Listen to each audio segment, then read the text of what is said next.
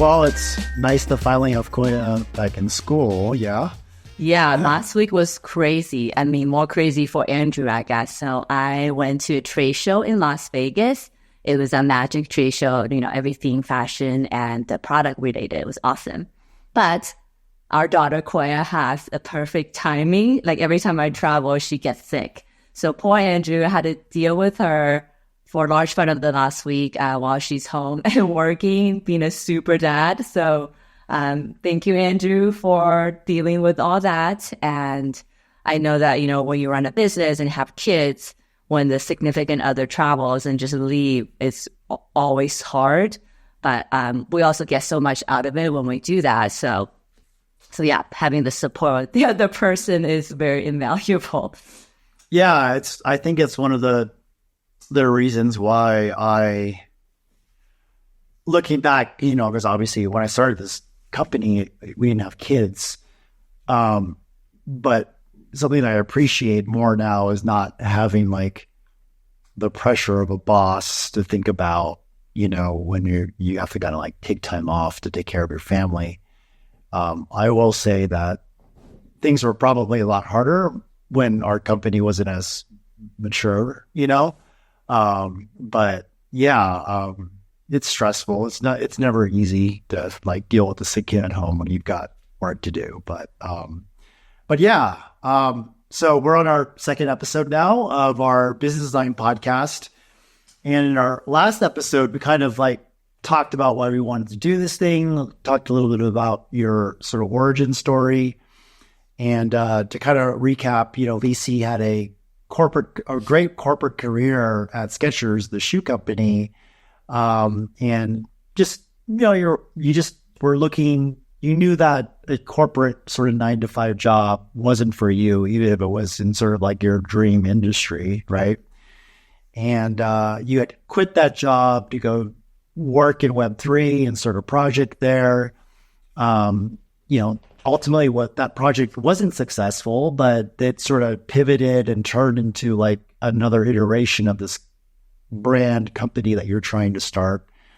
And we kind of ended it there, right? And kind of talked about like, hey, like we're trying to look at this from the viewpoint of someone like me who's had experience, actually much more experience failing at starting a company. And then more recently, like have an experience where I would say our agency is successful now. I think it's stabilized and growing. We're making a living from it. We're helping people build careers and things like that from it. And so I think after the first episode, I sort of took a step back, and I think I have a unique perspective because you're not only my wife, but you're also, we're parenting a kid together. You're a part owner in this agency. You're also like a new entrepreneur, right? Who's kind of gone through the first step, right, of trying to start something, which sell something, check. Which is, I no longer feel bad and embarrassed about it. So I think that's a big step. So second check.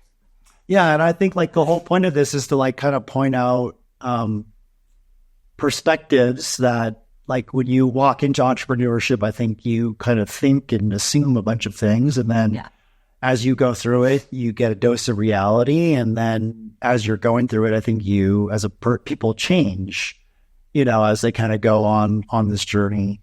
And so I thought that this podcast might actually be something that can help folks out there who are either looking to start a business or are in the process of it or have already started it and are just fighting the good fight, and you're all struggling through it because it is a difficult thing. But to look at it through the lens of like a more seasoned entrepreneur, a less seasoned entrepreneur, but also one that we're partners together in a lot of the things that we do in life and business. So I just wanted to say all that because that's the whole reason we kind of started this thing, was to kind of apply this lens and to share the stories and our kind of experience. And when what we have learned, really. Yeah. And I think there's a lot of unspoken things that sort of happen that either sometimes we're aware of it and sometimes we're not aware of it. And I want to highlight some of those things. And I think today, like, our goal is really to talk about, like, if you are starting a business, and this may not apply to folks who are single or don't have a significant other. But if you are in a place where you're looking to start a business or start a new idea or commit to something, we wanted to talk a little bit today about the importance of like getting the buy-in, if you would, from a spouse, a significant other, someone that you have impact in their life on, right, as you're starting this business, and to talk a little bit about the idea of pitching the idea to your spouse. So I guess we'll just start with a story, and it's more from, I guess, hey, Toby. It's more from my failure in starting a company for the very first time. And maybe like you can share a little bit of background on where when we were younger and kind of started out on this thing together, how I had to rethink, the way I kind of approached the business that I was starting. Yeah. So we should, I guess, the first like really business after DJ Tech was 6 a.m., right? Mm-hmm. Where you are a partner and you were working kind of day in, day out for it. There's so much things. Yeah, it was basically a promotion production company. We did a lot of events in the nightlife space, but there's a lot of digital marketing, community building, and we actually had built a pretty good brand, and the brand is really strong today and has a lot of brand awareness. So ultimately, I think they were successful, but back then it was a little bit different, right? Right, and I think from the significant other, someone who was doing that and going through that, I mean, in the beginning it was great. Got to meet all the DJs. Some are really famous, and got to go to all the parties and got to know people who are friendly and awesome. And we had a lot of fun together, right? But I think it was like 5-6 years into it. And I think the company went through a rough patch, so to speak. Yeah, we did an event, and we did the kind of the amateur entrepreneur thing. Was like we made a really big bet without like really testing things and scaling it up like step by step.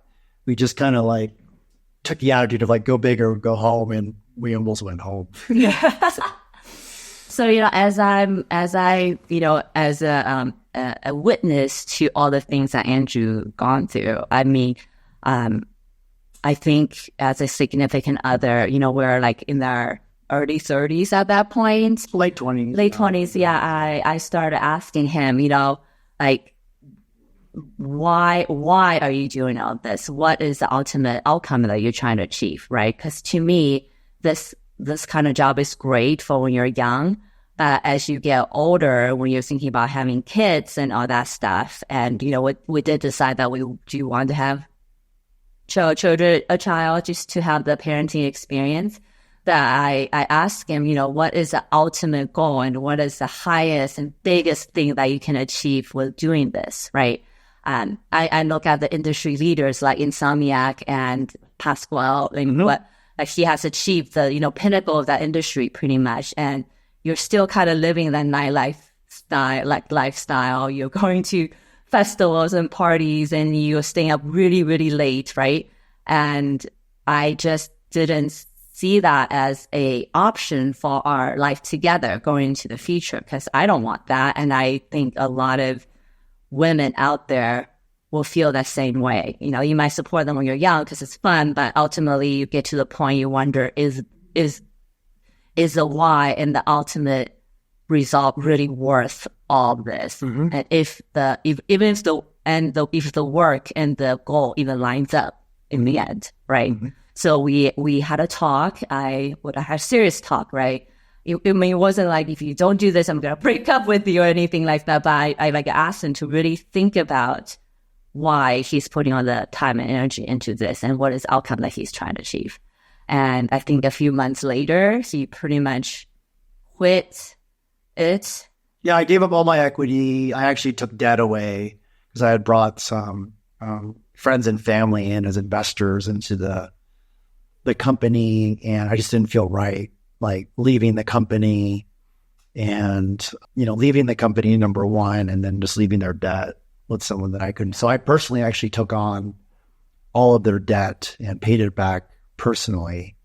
And then I gave up all my equity in the company as well that I had spent, like 5 years building, basically. Yeah. So it wasn't an easy, decision by any means. And I still love doing it. It was something that I loved doing. Yeah. But yeah, I mean, it was one of those things where you kind of have to look at the bigger picture. And, everyone uses this thing, it's my passion. I want to do my passion. And, there's a time and a place where reality kind of comes into view. And, if you're committed in a relationship with someone else, like, it's not always about you. In light of, this whole idea of like being a supportive spouse can be kind of thrown around too easily sometimes. Yeah, because in the end, like whatever business you get into, whatever business I get into, it affects the whole family, right? It's like it's not like you can just keep it isolated and then it's like it's my thing. Like it doesn't affect. It does. Even when you keep it like super tight and not like make a point to not let it affect the other person in the family, it still does. Yep. In so many ways, right? So like since we're talking about the buy-in of the significant other in this episode, I think the opposite is also true, right? Like you can be, when you start something, you get a buy-in rate. And, buy-in is not just like they support your idea, I think it's a good idea, but also like you need to talk about what's the implication of the thing that you do in the long run too, because ultimately you guys are going to be in it together, right? And then I say the opposite is also true. Like when the significant other feels like your business is taking too much from your life, from your relationship, from everything, then the reward, then the person who's in it should also respect the other person's desire. Just like you would pitch an investor, like there's a certain level of return that they're looking for to like feel comfortable with their quote unquote hardship of putting their money into like a risky investment. Yeah. And when I think, and again, everyone's relationships are different. It depends on, how, like if you guys just met like last week, we don't take that much consideration. Right. But if like you're in a pretty serious relationship where your lives kind of have impact on each other, like they are an investor in your business because they're going to take your emotions, they're going to take your wins, they're going to take your losses. And your finances too, right? Yeah. And there's a lot of things, and we'll talk about, I guess, the tangible things that come together. But yeah, I think that was like the first experience for me where I kind of had to say it doesn't matter how much I believe in this. It doesn't matter how passionate I am about it. It doesn't matter what I perceive the opportunity to be. Like if I can't convince, the other person in my life that it's the same thing, then we're going to have some problems for sure. Yeah, if it's not now or down the road. Yeah, if it's, inevitably there'll be resentment building, right? And then the resentment will turn into much worse if you don't deal with it. Yeah. And I don't think anybody going to business like wanting to ruin the relationship, right? It's always like the unintended consequences if you don't manage it carefully. And right now, like Andrew and I are kind of like in business together, working together. So we are super mindful of that in a lot of ways because like we've gone through 2 cycles of this, right? I guess we can talk about my experience on the other end. Yeah. And so like, I just wanted to share that story because like it actually, like when I started that business, like we didn't have much to talk about because like we were still young and like we weren't thinking about the future really. It was just, hey, let's just live in the moment. Yeah, live in the moment. And so I was like, okay, I started this business. It kind of got somewhere, and we'll talk about this in some. But there's this. Sometimes your business ends up in a place where it's not failing, but it's not succeeding, and that's quite frankly for me like the death zone. Because at least if it's failing, you know to quit, and if it's succeeding, you know to scale. But if it's like in this like kind of like limbo, then just like what do I do? And so I definitely got that sense like after we had done it for a few years that, and I had some disagreements with my business partner at the time, and I don't think either of us were right or wrong. We just had different viewpoints on what we wanted to accomplish. I was really trying to build a life for us through the business.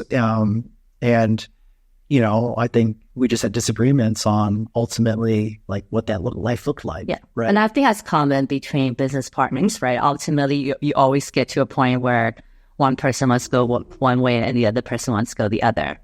So so now Andrew thinks like he would prefer not to have partners. Yeah, if possible. And that's, again, advantages and disadvantages of having partners. But basically after that, like I'd stopped that business. You know, I was paying down debts and then, you know, removed myself. What's up, Toby?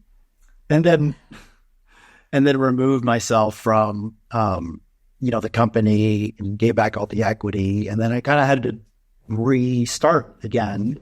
Yeah. From zero. Yeah, from zero. And I decided to start a marketing agency because part of the idea that I had with the other company was that, you know, artists need marketing and, you know, we could help enable that. And so I think when I look back on that time and when I started, Toby was the next thing that I started right after that. And here's Toby again.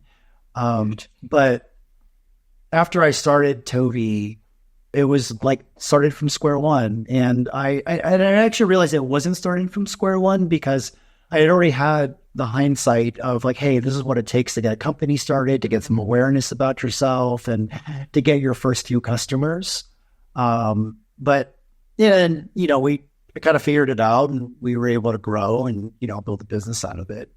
But, you know, specific to you, you know, when you're in a slightly different situation where you kind of quit your job to start something new in a space that you had no experience in. And for a lot of entrepreneurs, that is the case, right? I had a dream, and I think it's still a good dream. I'm still in some ways chasing it. Maybe it's different shape now. But yeah, it was a kind of rude awakening in the first 6 months. After probably first 18 months of it, right? Yeah. So tell me a little bit about like what. So basically, you had quit. We already knew you were going to quit your job. We knew we were going to move from California. We were going to move out here to Utah, and that you were going to start working in the Web3 and build an NFT project in the Web3 space. But tell me a little bit about like your mindset and sort of what you thought you had to do to talk to me about, you know, getting this thing off the ground, because, you know, you're in a situation where you kind of needed advice from me to figure out how to do this. You also needed resources from our company. And so walk me through a little bit about how, as you were quitting your job and figuring out like what to do and how to get started, like what was going through your mind?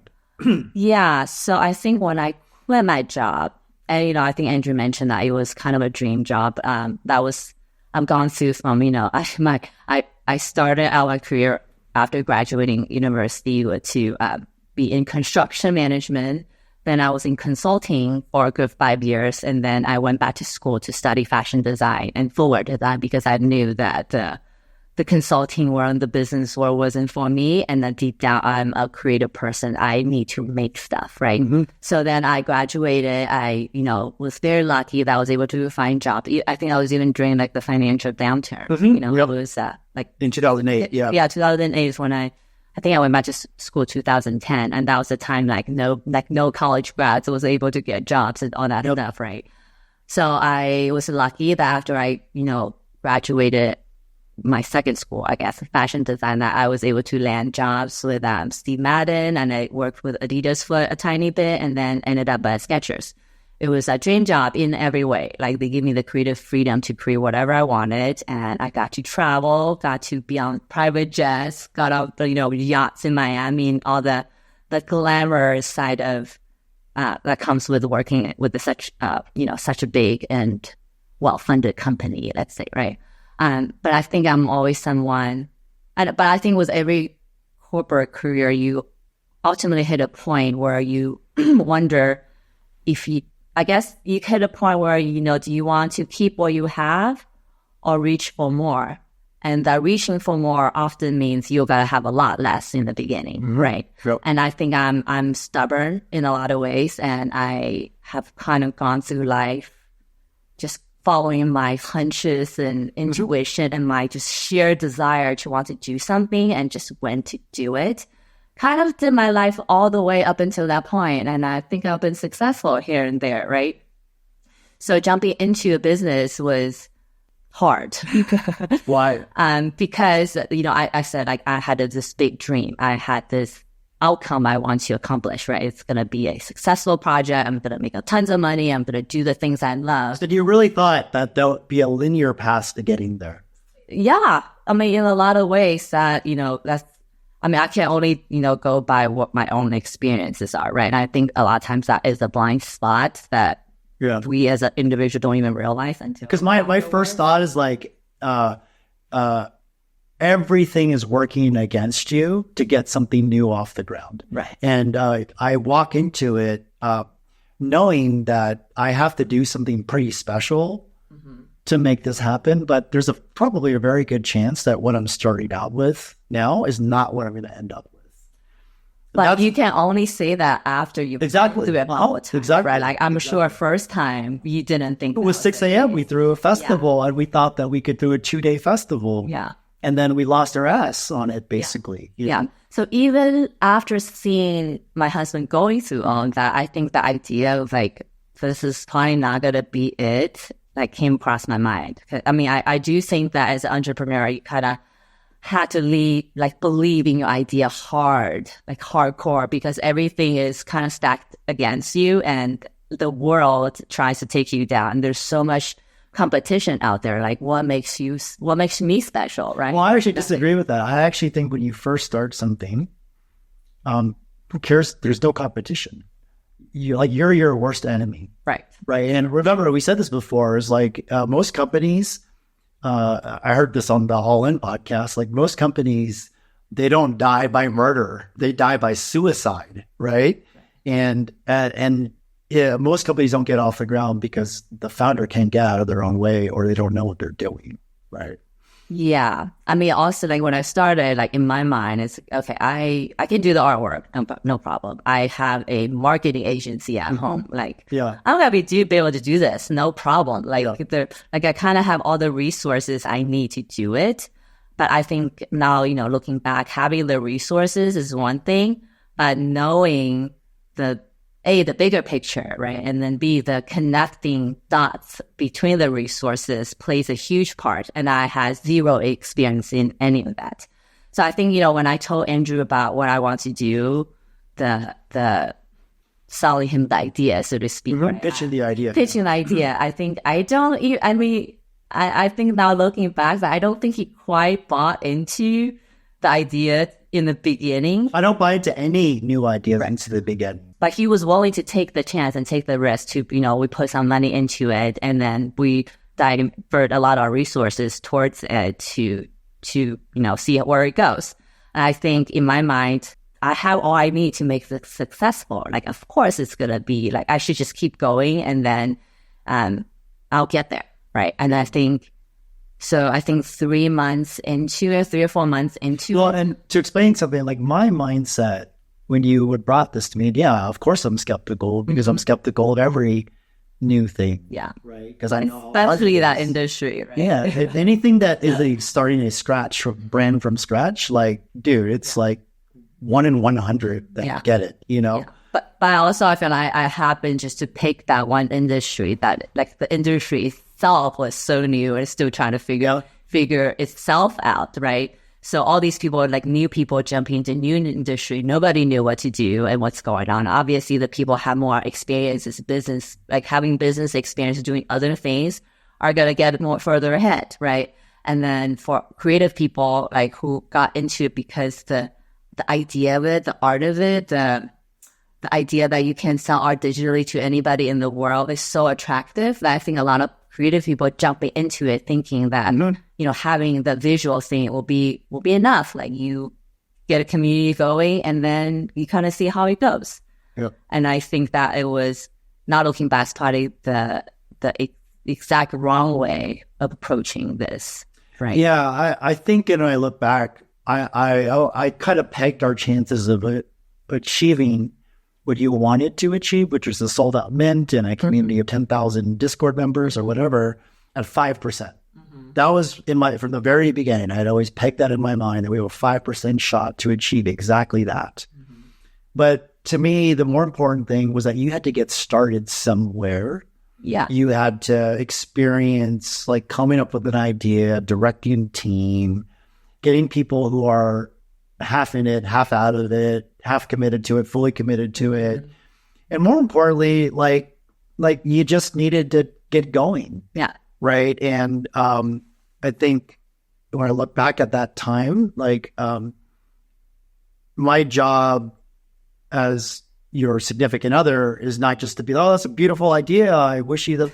No, it's more like, hey, are you thinking about this? Are you thinking about this? And I think the natural reaction, and I definitely got this from you, is to be defensive. Yeah. Like, and I think a lot of times it's so interesting because I've been doing marketing for close to 20 years now. And when clients come to me and they ask me for advice, I tell them stuff, and this is just my brand. I tell a lot of people what they don't want to hear. If you want things that are sugar-coated, don't come to me. Right. That's not who I am. Yeah. So I'll tell them these things, and they're like, no, that's not going to work. And I'm like, then why did you hire me? Why are you talking to me then? Do you want me to just say words in my way to make you feel like your idea is right? And so I think a lot of early entrepreneurs who don't have the experience but are smart, they're driven, they're ambitious, they're type A, they're a little OCD, right? Like there's a lot of pride, I think, that folks have because they're like, hey, I was successful at what I did before. Yeah. And they try to take whatever they were successful with before and apply it to this thing of entrepreneurship when, quite frankly, you're literally being reborn as a business person in a lot of ways. And so like it's scary sometimes when I see these people who are too overly confident when really they have no experience operating in the unknown. Right. You think that they are confident because they have an expectation of the outcome, or they are confident in their ability to achieve that outcome? There's two types of people. Right. I think there's people who are sometimes a little delusional, and they're like, oh, yeah, I'm going to get here. I'm like, okay, well, you call me in 6 months and tell me how it went. Yeah. Right. And then there's other people who, they draw their confidence. Right. They draw their confidence from themselves, but I think the more important thing is to be humble. Yeah. Right. And I think, I think I read a tweet somewhere like one day that like the best time to start a business, is like a couple years after you graduated college. So that, you're still young, has energy, not really attached for most people. And then you probably met a group of like-minded people in college that will help you build a business, right? And then, a couple years after that, hopefully you've had the experience of working at a company that you want to build and kind of see how it works. Right. Yep. So when I read that, it was kind of discouraging because I'm kind of mid-career at this point, starting a business is like, should I be doing that? Right. I think as you get older, you actually, when you're in your 20s, you don't like know who you are. You have this attitude about the world, like it should be a certain way. Yeah. I think as you get into your 30s, you start to realize, and especially if you're an entrepreneur in your 30s, you start to realize like, whoa, like I have no control over what I want. Like truly, like I can try to make my effect, but like there's a lot of dumb luck. But you have to buy a lottery ticket, right? Yeah. And so like taking the step to be an entrepreneur is like buying the lottery ticket, but you still got to win, right? And that's like a really tough thing. Yeah.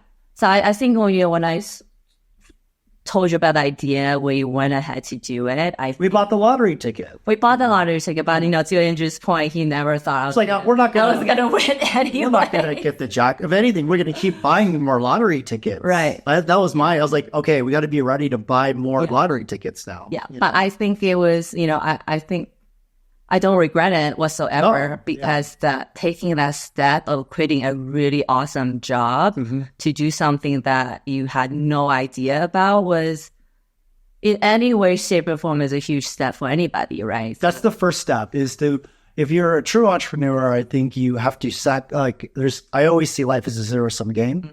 You get something good, you get something bad. Yeah. Right. You lose something good, you lose something bad. Yeah. Right. And so like you got away from a job that, that there's maybe a ceiling there, or you see. But it would have been a very comfortable life for the rest of my life. Like But you knew yourself well enough to know that there'd be a point where you'd be like, wow, I'm too comfortable now. And what am I doing with my life? And, I think when I was younger, I went from industry to jobs because I thought that changing industry and changing jobs was able to get me to a place that like I'll be happy ultimately. Yeah. Right. Yeah. So then after I got into shoe design, which is my dream job, I still love it to this day. And I still had all these negative feelings. And I think that's when I know like I should not be jumping from job to job searching for that happiness. Right. So I thought at the time that quitting a job to start a business was going to give me all the happiness and answer all my questions. Right. Now, I think 2 years after, I'm happy that I took that step. I'm still trying to figure out what it is that I'm building. I have a much better idea now, and I'm, doing it the honest way from zero to however, I don't know. But yeah, like going through that step and kind of experienced all the ups and downs, it kind of made me a new person. In every way, actually. Yeah, I think, and I wish everyone could like be a successful entrepreneur. And the reality is, everybody can't. But I do think that like one of the greatest, if you take this approach towards entrepreneurship, where it's a journey of self-improvement, you got to learn new things, you've got to improve things that you suck at, you've got to double down on the things that you're strong at. Yeah. I really believe that like take the business part out of it, but it's just like, it's a really good analogy to like just becoming better at life. You deal with uncertainty. You don't have a lot of control over things. You will fall flat pretty often. You're going to fail. If you're winning 51% of the time, you're winning. You're absolutely winning. But that's an F minus, right? Yeah. In the society that we live in.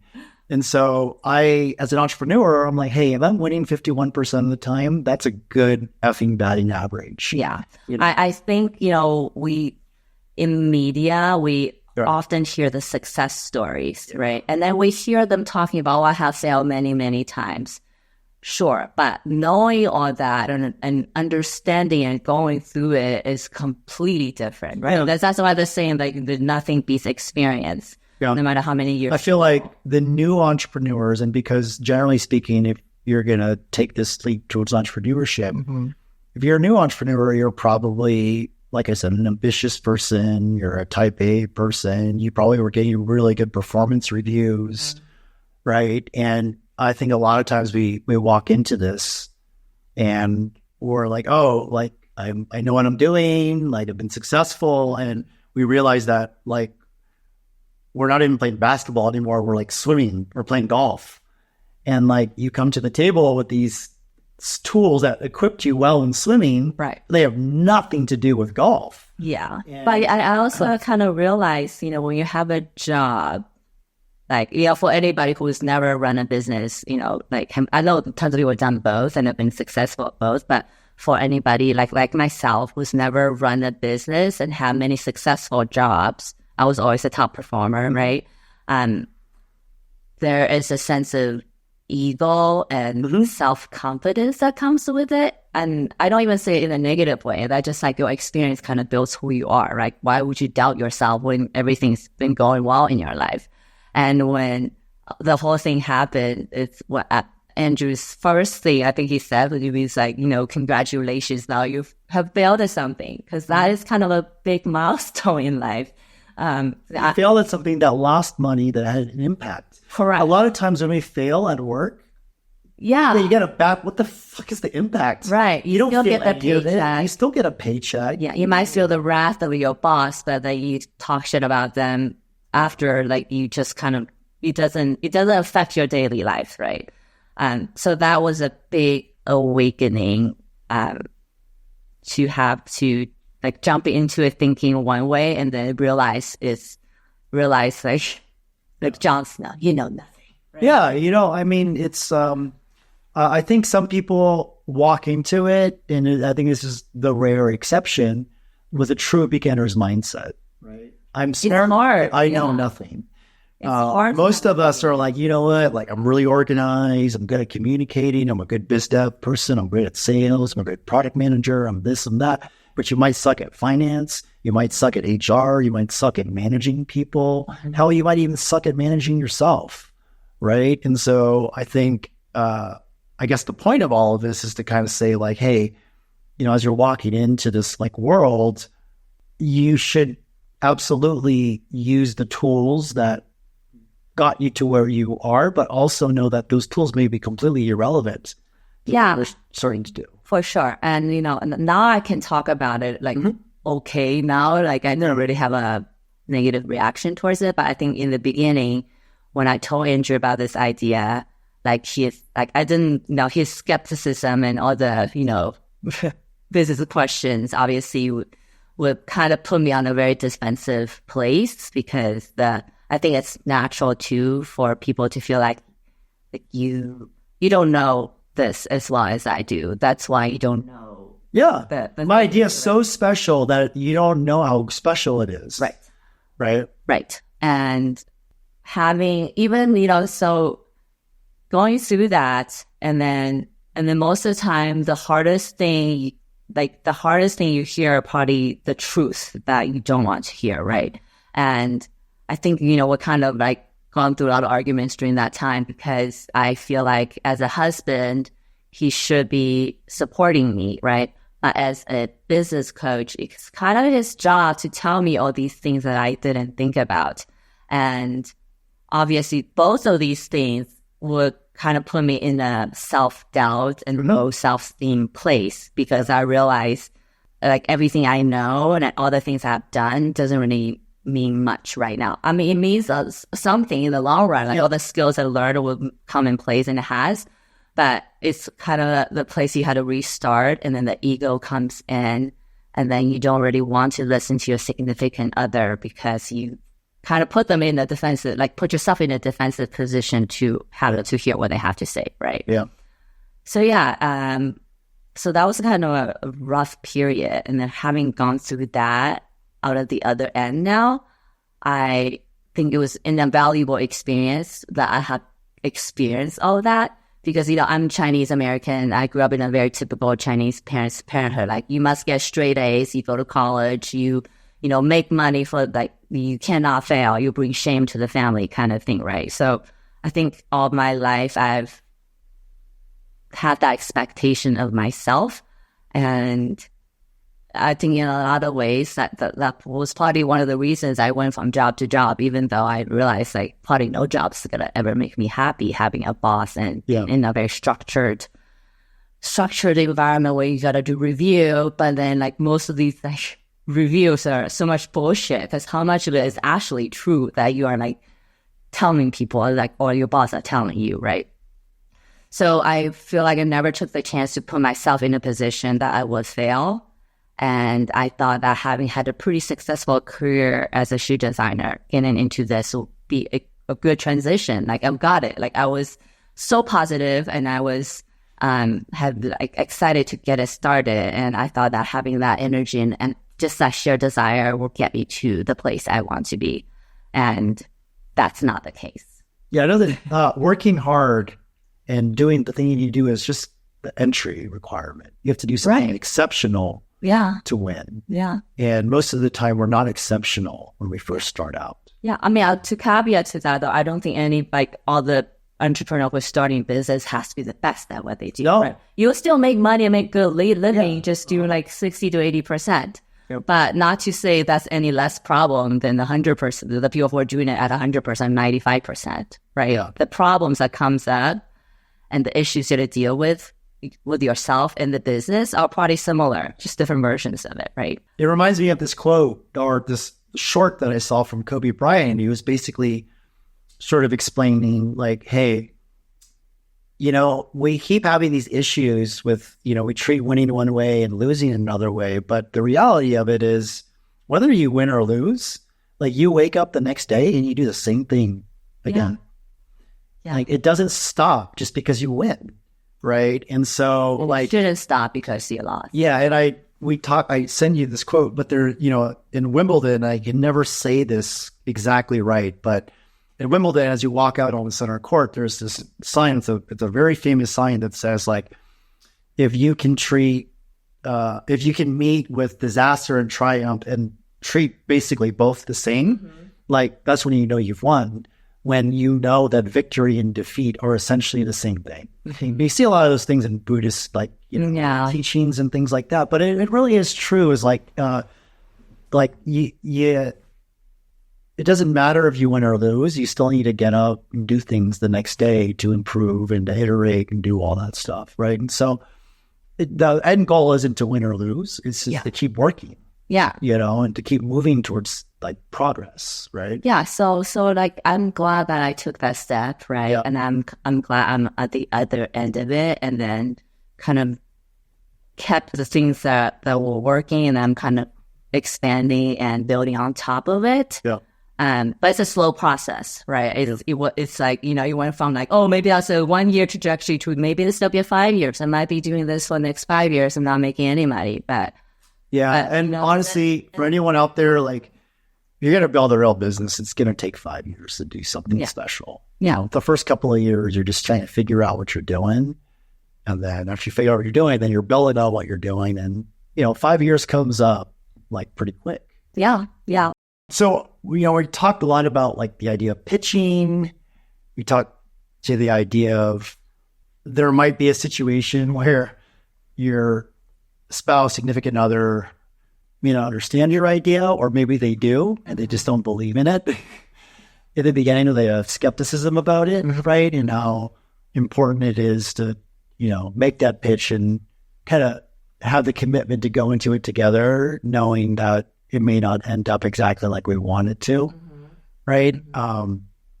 But I kind of wanted to also talk about maybe an even bigger picture item, which is the relationship that you have with your significant other or the partner that's kind of being affected by your decision to start a business.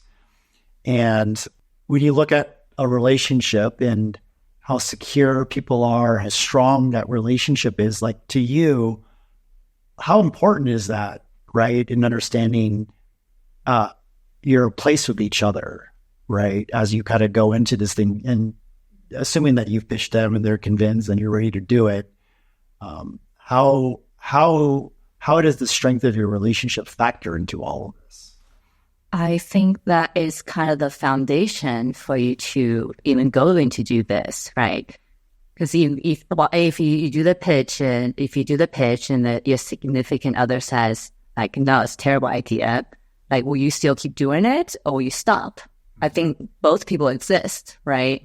And that each of the decision will have consequences and long-term effects, right? So I think, like, if you start something new, like, it's already an uphill battle, right? And then if you have your significant, even with buy-in, even with, but ultimately there's going to be questions. There's going to be wondering, where are you spending your time if you're not home taking care of the kids? And, the responsibility falls on the other person, right? So it's like all these things will affect the entire family. Like what I choose to do, what he chooses to do is not just for us. It affects our entire family and both our lives, right? Yeah. So I think having the buy-in is important, but also like having strong communications and really like talk about it is also important. And it's already, I think, just, the men are from Mars, women are from Venus thing. Yeah.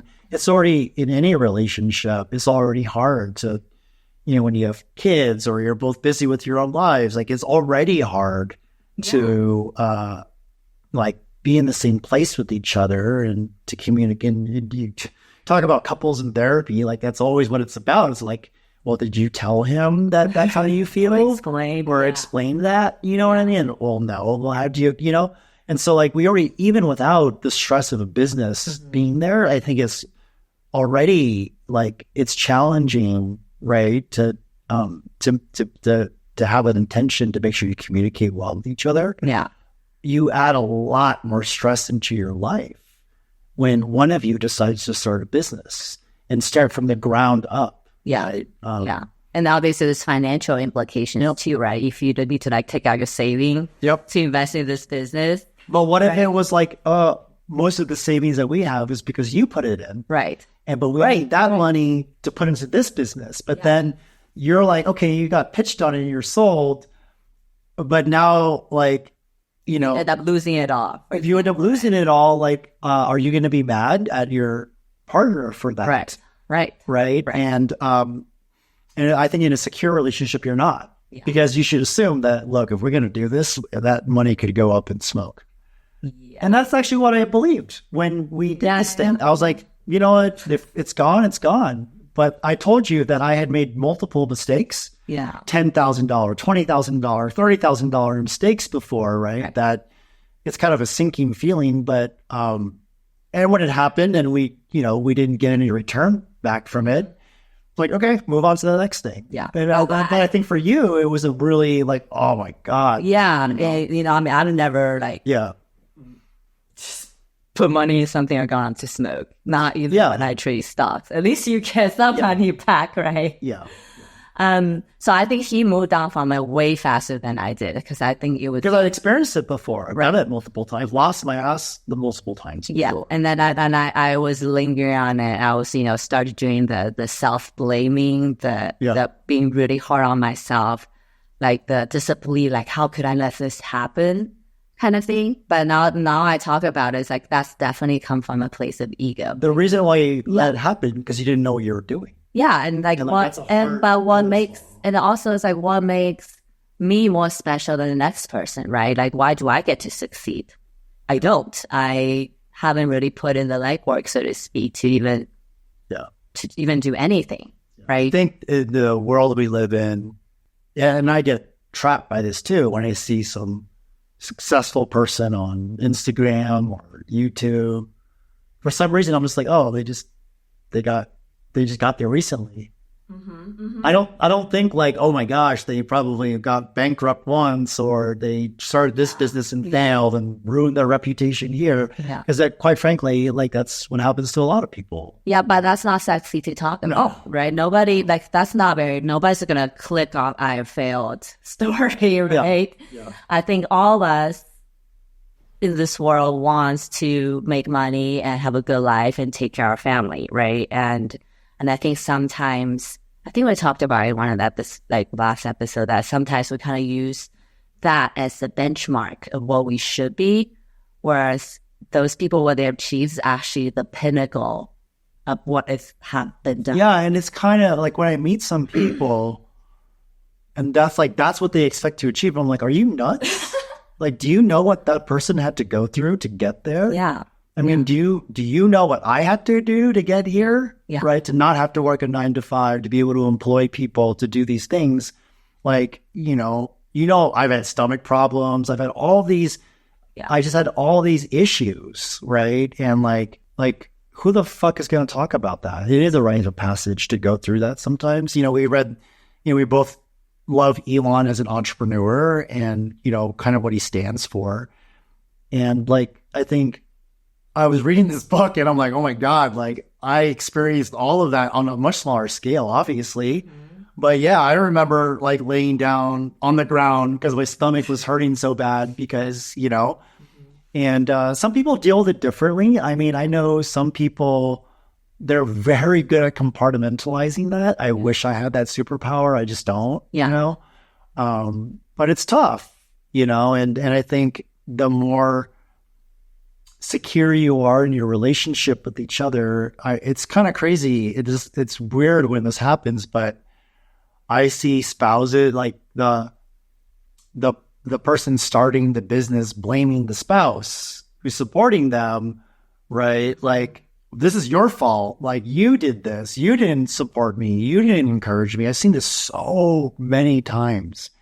And I have a word, I have a person's name for it that I won't name here. But like the first time I saw it, I was like, man, like, dude, this person they put their savings in for you. They dealt with your BS and you're crying and bitching about things. And now you're blaming them because you're not successful and you're not saying that they're supporting you. And like, That's a sign of a very insecure relationship sometimes, I think. I don't even think that,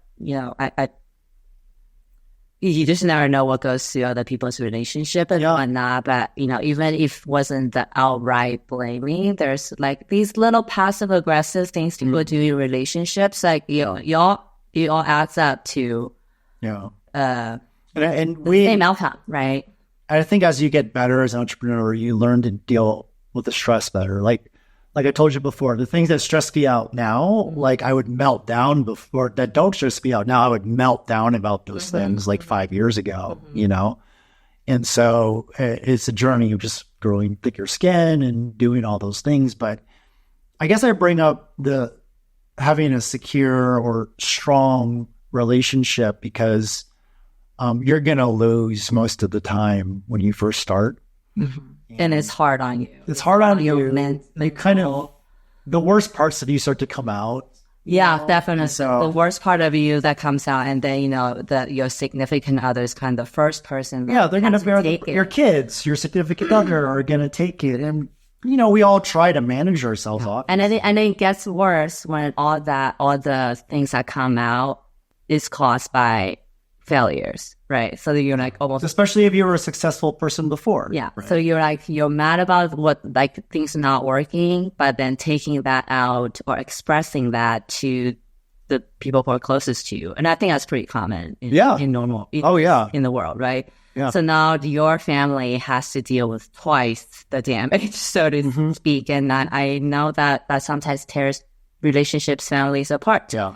I'm sure everybody knows that one of the biggest reasons that marriage fail is financial reasons, right? And when you start a business, you're putting a lot of financial stress. Yeah, but also, the resentment that comes with like not being successful or not supported, or not being supported or feeling not successful, and then the resentment of maybe the person spent all that time on the business, but it still failed. Like the other person had to take up the family responsibility, more money, all that. Yeah, so it could go south very easily. So I guess we talk about all this is like we want people who are in our boat or in our shoes doing this right now to really understand that what you're doing affects the entire family. It's not just you. Success and failure is not just you. It affects the whole family. Yeah. You will become a worse version of yourself in the beginning, right? And I think because we're dealing with things that we've never experienced before, we just don't know how to handle these new emotions and, self-doubt and angst and all these things that kind of come up. I mean, I do think some people deal with it better than others, right? Like you said, some people are able to compartmentalize, and then some people are able to still put a smile on, even though they're crying inside. And I think part of that is because you're the worst person, like, the worst of you come out as one end. But I think if you can get to a place where you understand what you do affects the other person, and then you try to do the best you can to alleviate that conflict or pain, that will also pay off in a lot of ways, right? Yeah. I think, to kind of wrap things, the bigger picture here is that, and I think part of the reason we started on like this, the first real episode on this idea of just making sure you're on the same page with significant other, because the business is not a mistress. It's like your other wife in a way. And sometimes you spend more time with that other wife than you do with your own. Right. And so like if that can put both parties in a very weird place. Right. And so I think we're not bringing anything up to discourage people from doing this, but just to be aware and to know like, hey, like if we've got, if you're in a similar situation where you're trying to start a business, you've got a significant other and you've got to convince to get in, like also know what your weaknesses are in your own relationship. And like, again, that should not be a reason to stop you from doing anything, but it should be, you should be at least somewhat aware, right? As you walk into and be like, oh, that was the thing I thought about. Okay, maybe I just need to be a little bit more careful or manage myself a little bit better, right? And it's always the small things that end up ruining things. Right? Yeah. Like I can't imagine like a person starting business will actually have this conversation. No. But it always comes out in the little actions and little things. And then you don't want it to be too late when these are like the little nuances, the little details that I don't think you can be aware of them. You probably can't do anything to prevent it. You know what I'm saying? You should try. But it's like you don't even know what, you kind of know what it is, but not where's it going to fly from? Where's it coming from? And so, but at least when it happens, right, you're kind of like, oh, like this is normal. Yeah. Right. And like, and so, yeah, to the extent that you can prepare, great. But most of the things with entrepreneurship, you can't. And I think that's part of why we wanted to talk about all these things, is because there's like some slightly under the surface level things that I think a lot of people miss that they should be aware of. And that we kind of just went through over the last couple of years, right? These challenges in communication and just managing emotions and being new at something and giving yourself the space, you know? Yeah. And I think the hardest thing to hear is probably the true thing that you need to hear. And a lot of times, hopefully it's coming from your significant other that being honest enough with you to tell you these things, right? Because I think the opposite is also not healthy. They just blindly support you, or it's fake, or it's like, yeah. Well, I think on the opposite end, it's like you're also not being realistic with with what happens, right? Like it can't be all rosy and it can't be all good along the way. So if you're a person who's unconditionally supporting you, that part also has a limit. So don't take that for granted if you're on the other end. For sure. Well, great. I think this was a good conversation. And I think part of what we're trying to do here is maybe expose some of the, like I said, the slightly under the surface things that a lot of people don't think about when you're first starting out, and when there's an impact on somebody else's life. So hopefully y'all got something from this. And I think I always want to reiterate, like, we're not saying these things to discourage anybody, but it's just, I think some realism is needed. And, after being in this world for over a decade, right, like, there's some very common things that I see with people who first start out things, right? And I think I wasn't immune to it. You weren't immune to it. You know what I mean? I'm still in that. Yeah. And so like every day you fail and you learn something, it's not a failure. It's just, you just built another building block, right? And so, I mean, I don't even see those as failure, just something that didn't work. Right? Yeah, it didn't work. I tried 10 things, maybe 2 things will work, but the other 8 things are not wasted because I probably learned something from doing those 8 things, even if it might end up being something completely pointless. Yeah. But going through the process helps. And also, I think being an entrepreneur also means you just got to know as much things in as many areas as possible, right? Because, before I get into business, I know design, I know how to build a product, I know how to do art. So I should be able to figure all the other things out. But that's not the case at all. Marketing, yes, operations. Yeah. It's like even the basic things of working with a team under you who actually have to take your directions. And then you think about, oh shit, the directions I give. Like sometimes I don't even know what I'm giving out, but I just need to tell them something, right? Yep. I'm obviously a lot better now. I think now I do things with some intention behind them for the most part, and not feel bad about stopping things that's not giving me any sort of return. So that in itself was a process. And we'll talk eventually about the idea of like, it is true. Like sometimes you just got to go. But you got to make sure you do that when you're going on the right thing. Yeah. A lot of times people just feel like you need to go. And they're doing it on the wrong thing, which is just waste. But how would you know it's the wrong thing? Experience. Exactly. You wouldn't know until you go through it, right? So I think having a good mindset, not even a positive one, just like, a mindset. And flexible. To not give a shit about anything that happens, the good things and the bad things. Yeah. And just know that if this is what you want to do, you wake up every day, you go do it. Yeah. And if it makes you happy. Because if it doesn't anymore, and if you don't feel like that anymore, then it's just another job. That's right. That you're not making money on. Then what's the point, right? Yeah.